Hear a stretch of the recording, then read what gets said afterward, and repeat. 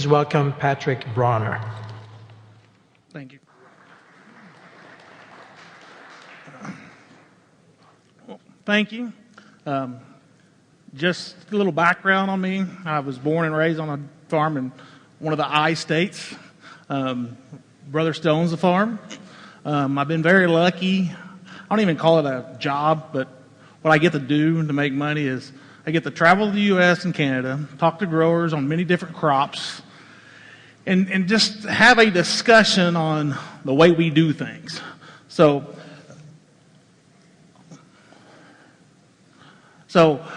one thing that always has interested me in my career, I've been a grower, I've been an ag retailer, I've been just in the distribution business. Now I'm with a company that is in manufacturing. So I've been in every seat around the table. But one thing that's very interesting, and this is a study from Iowa State, is 66% of farm expenses is direct or indirectly identified to fertility. Think about that. 66% of the expenses, directly or indirectly, is tied to fertilizer. I love coming to these events because you get to go out there and walk around, and we see all these big tractors, and I got all this new stuff on them. We got tractors that drive themselves now, and here I'm going to talk about fertilizer. I mean, what is so interesting about fertilizer? Well, hopefully by the time I get done today, I give you some thoughts and some ideas on fertilizer is probably a little bit more interesting than it has been in the past. We've done a poor job as an industry bringing new things to growers, to retailers and dealers to improve how we utilize fertilizers. So we're going to talk about a few things today. Just a quick background.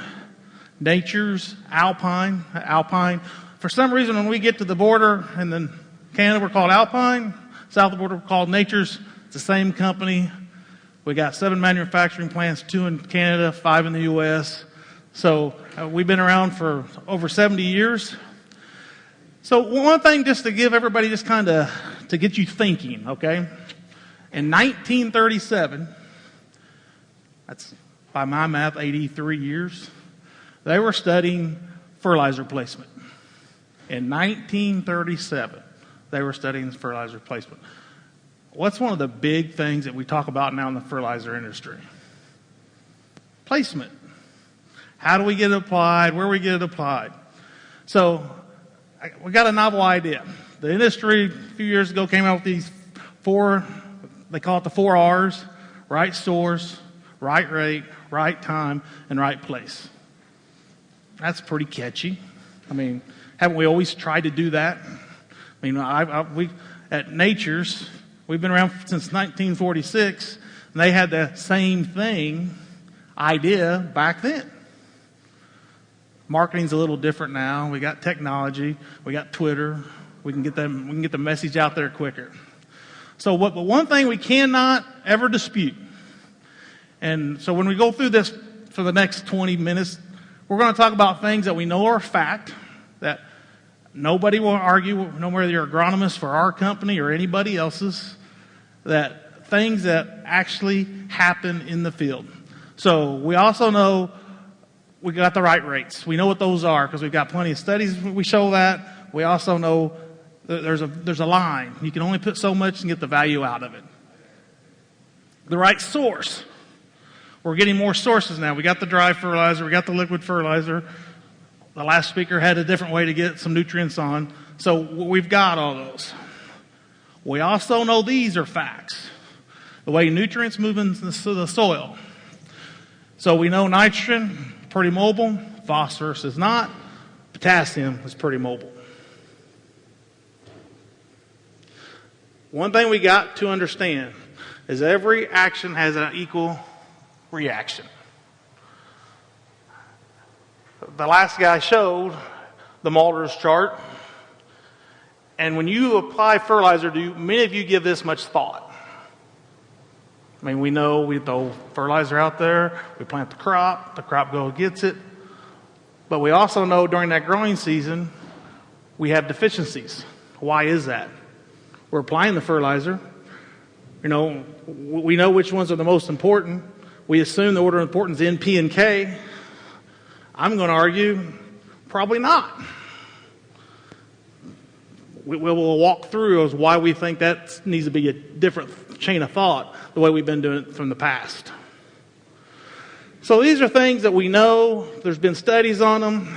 We know that you've got to have a balanced nutrition for that plant to maximize yield. Now, I don't care which crop it is. I mean, I help guys in cotton, peanuts, corn, soybeans, canola, wheat. You've got to have that balance. But we also know there's a certain time you can only afford to put so much on. But what we haven't thought of is I want you to start thinking about efficiency and availability. So the only thing that I have just to show you that I want you to think about is always have people tell me a pound of potassium is a pound of potassium. Is that true? We all apply potassium, we all apply phosphorus, we all apply nitrogen. But is a pound a pound? I want to take you down in Texas in the summer when it's 120, we're going to go to a cotton field, 500 acres across it. I'm going to drop you off at one side, I'll pick you up at the other side. When you get out of the truck, I'm going to hand you 2 bottles of water. If you can't tell, this one's ice. A little bit of water in it, and this one's been in the refrigerator. There's a bottle of water, a bottle of water. Is a pound of potassium, a pound of potassium. It's a pound of phosphorus, a pound of phosphorus. It's not if that plant needs it at that time. So have we put much thought in is when that corn plant, wheat, crop, canola, when it wants that certain nutrient, is it available? And is there ways and things we can do to make it available?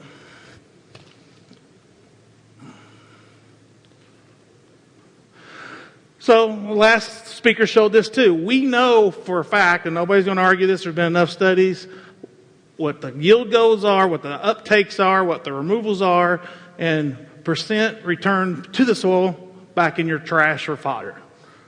We've known this. We've had this for probably since 1937. We also know that with all the soil tests being taken, this was data that accumulated in 2015, that of all the soil tests taken in Canada and the U.S., in Manitoba alone, 34 of the tests, and there's 2,000 samples are shown in each state, that in Manitoba alone, 34 was below critical levels. That number keeps rising. Same thing happens in the U.S. We apply phosphorus and potassium in the soil.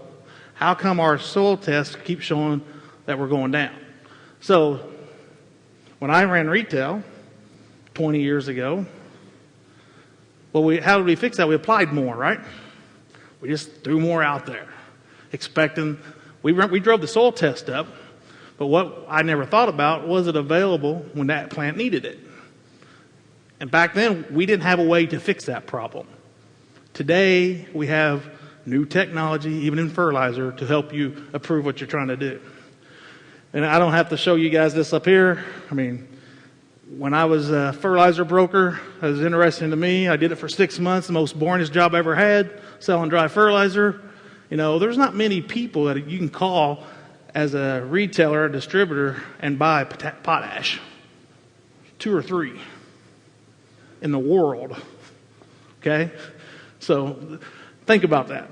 And there's all forms of types of potash. But the trick is getting that balance between the plant and the soil. And by that I mean, how do we get the nutrients that you apply to the soil into that plant?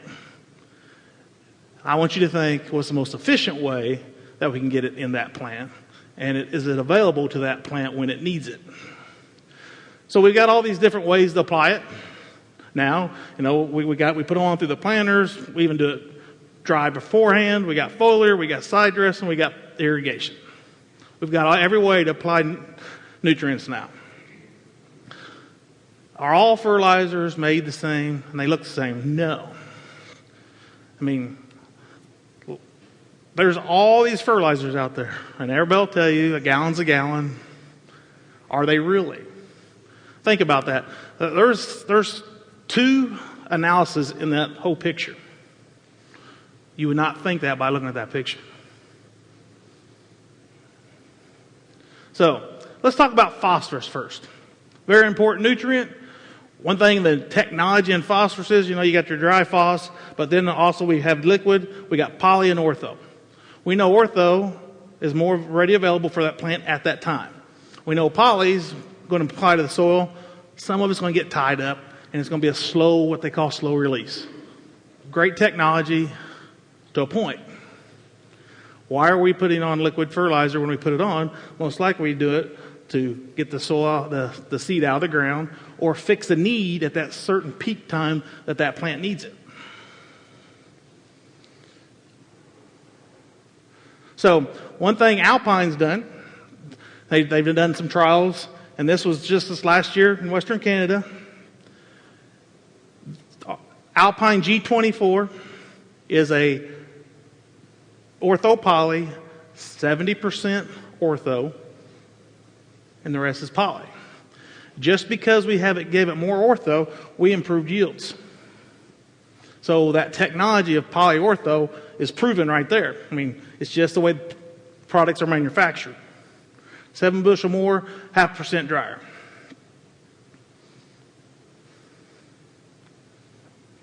So the source does matter. Let's talk potassium. This is where I get excited about, because I've been doing this for a long time, and luckily I've worked for 2 companies in my life after I got out of farming, and each one of them was trying to fix the potassium problem. And I got some great slides here later on to talk about potassium. But what does potassium do in a plant? One, it makes it healthier. One, it gives a greater stalk, strength in the stalk. It maintains the iconic balance and translocation of nutrients. Think about that. So when we sit there and we apply all this fertilizer, how do we get it moving through the plant? I'll sit there, one of my biggest questions I ask growers, what's the most important nutrient you apply to any crop that also is applying nitrogen that has to be available for that plant to utilize the nitrogen you apply? What nutrient is the most important that needs to be available for any crop to utilize the nitrogen when you apply it? You can shout it out. I've heard sulfur before. It's important. I've heard boron. That's important. I'm going to show you some slides, and I'll argue, and we got some data to show potassium is the most important. If you can add potassium when you apply your nitrogen, your efficiency and availability of that nitrogen to the plant increases tremendously. We've got growers putting on less nitrogen now and still driving yields because we're applying potassium when they do it. I'm never going to tell anybody to put on less fertilizer because we know how many pounds of N it needs to make a pound of grain. We know that. But if we can make that nitrogen more efficient and more available to your plants, well, why wouldn't we do that? Another way to think of potassium is all these nutrients we've talked about, sulfates, your humates, all these new trendy things everybody's talking about. Potassium is the nutrient that gets it through the plant. Without potassium, nothing's moving through that plant. So I'm going to show you some slides here in a little bit. The peak time of plants when they need potassium, and most of those times when it needs it, it's dry. That plant's under stress. Well, guess what's not available in soil when it's dry? Potassium. What is one nutrient that will help a crop battle heat and drought stress? Potassium. It helps that plant breathe. It helps get stuff moving through it, and you just get healthier plants. I always call potassium the Uber of the nutrients, because all the nutrients jump on the back of the potassium to drive it through the plant. Is all potassium the same? Again, I pull out my bottles of water, and whether it's even a liquid company, is a pound or gallon of potassium the same? At Nature's Alpine, we like to think differently. We got a product called BioK. In Canada, it's called K-Tech. It's a potassium acetate. So what is that? It's an inorganic potassium salt plus an organic acid. It's the most soluble, ready available form of potassium you can get, bar none. I want to show you some studies they did in 1986 to show you the absorption rate of acetate. By far, it's got the smallest molecule, which makes it more available to the plants and can get in the plants quicker and faster and more efficiently. So just for some quick references, this is a nice busy chart. This is all the different types of potassium sources. And I'm trying to walk you through this to explain you all that. It's going to get really confusing, so we got a nice little picture. So think of all these bottles. That's the dry active ingredient of the form of potassium. We even got 31818 there. That bottle of water, you can pour in each one of those other bottles, and it's a liquid form then. So you can take 2.5 ounces of water and pour it in that acetate, and it's going to be 100% liquid. What's that mean? When you're foliar feeding, that's a big deal. When you're applying that to a plant, that's a huge deal. And I got some data to show you. But just think about that. If it's available, water soluble, it's got to be more efficient and available to that plant. One thing we've learned, and I've learned all through my agriculture career, that you only get one shot to make a first impression. If you screw that up, you're not getting back out there, right? So we would try to make our products safe, clean, usable. We can run them through sprayers, irrigation, drip irrigation. They're low salt. They're clean. We got aero applicators putting it on with theirs because it's not sticky. So that's another benefit. One thing that I always like to do, and we all got smartphones now, and I always like to get on Twitter. And I love Twitter because there's a lot of smart people on Twitter tell you what your problems are. But they never tell you how to fix it. We got companies now that's figured out that, row starter actually helps. Corn dry down faster, get out of the ground quicker. They're all starting to get on board. This company even says now potassium in the soil in forms of fertilizer is needed to maintain yields. But also 98% of the potassium is tied up in your soil. Again, I get my bottle of water out. When that plant wants that potassium, can it go get it?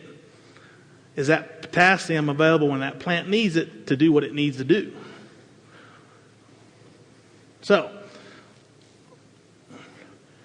acetate uptake on roots. This reason we put acetate in row starters is roots really like acetate. It's real easy for them to bring it in. It promotes that.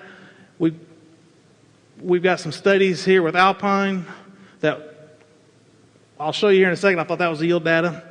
But with our ALPINE products, we can go transplant, under row, off row, over row, foliar, and fertigation. One thing that we have forgot to do as an industry, we have forgot about them last two and how to utilize them efficiently and effectively.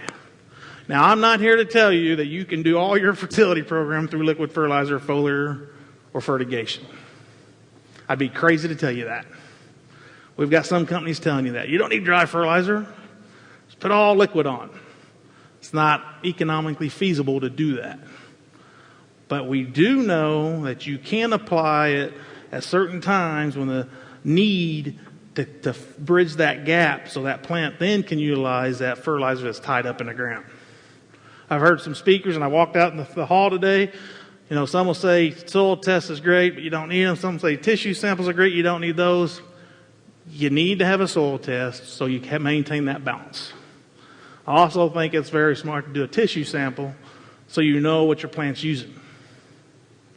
But one thing that's been the dirty little secret that I call in the industry for all these years is when I'd get a tissue sample back 10 years ago and a guy needed phosphorus or potassium, how'd you fix that when the crop was already growing? Well, we can go throw more dry on, hope it rains and washes in, and what's not tied up the plant gets. Now, is that very smart? We've been doing it. I mean, I was guilty of it 20 years ago. We didn't have a good way to fix it. Now we do.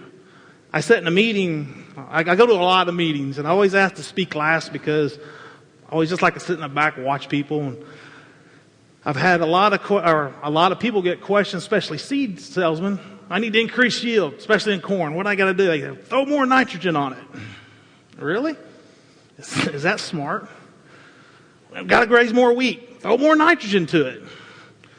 Well, we got the chart saying how much it needs. We're already putting that on. Why would we do more? What if there's a way that I can tell you to the nitrogen you're using that we can make it more available to that plant, and that plant can take up more when you put it on? Would we do that? We all buy tractors. We got buy it because we got that horsepower limit on it, right? You just don't use 3/4 of it. You guys always push that throttle all the way to the end. We're going to use all that horsepower. So if you're going to throw all that nitrogen on it, let's use it. And if I can help you get that nitrogen in that plant so it can utilize it and take it to yield, let's do it. So, we're not going to argue this. Well, we've already showed that. So, this is a study we've done in Ontario. This is ALPINE G241. This is just an in furrow. Got 210 bushel. ALPINE G241. All that we changed in that row starter, we added potassium acetate, K-Tech. Increased to 3 bushel. Same analysis. Why did we increase yield? Because that K-Tech, the Bio-K, potassium acetate, drove the phosphorus, got it in the plant more efficiently. 5 minutes, you're going to speed me up. So what all that did was all we got was more product into that plant. We increased yields. Same thing in the U.S. 4-13-17, big row starter down there. Our Nature's Impulse triple option, same analysis.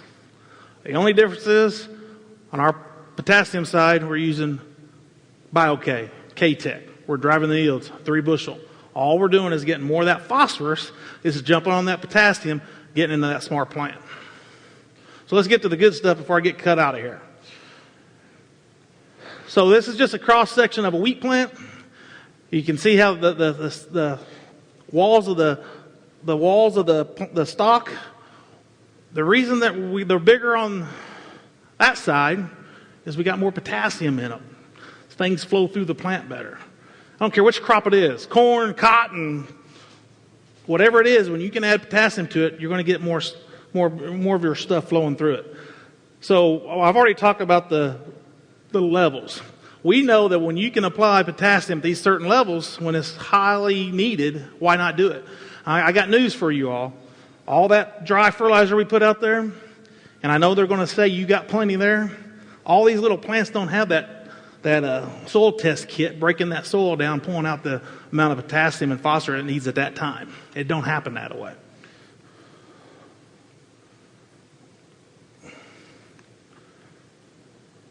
This is canola.